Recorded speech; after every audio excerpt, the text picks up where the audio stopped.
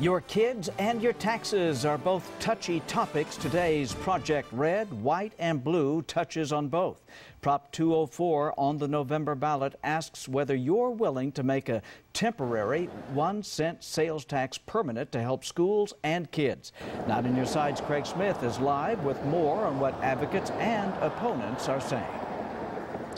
Guy, Wrightstown Elementary here is a school TUSD has already shut down to save money.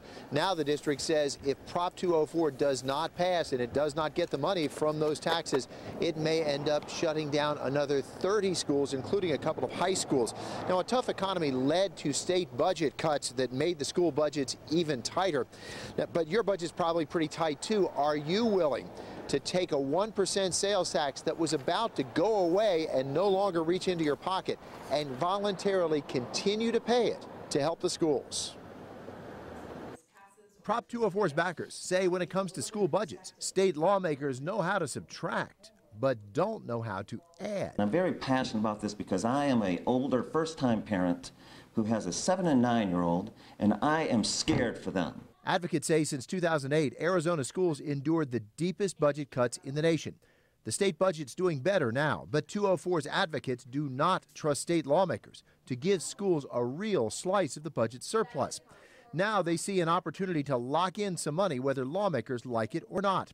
The temporary 1% sales tax Governor Brewer convinced voters to approve is about to expire.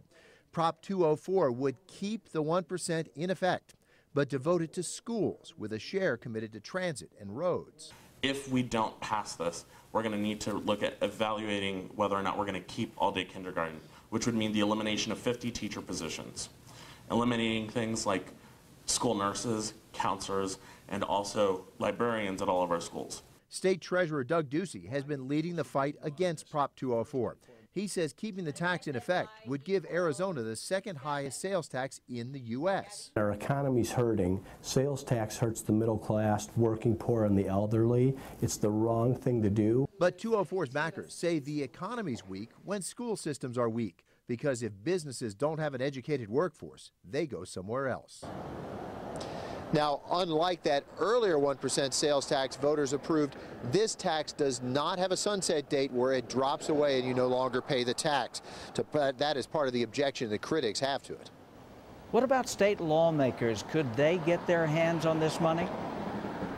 No, and to critics, that's part of the problem. To backers for the prop, that's part of the beauty of the whole plan. All right, Craig, thank you.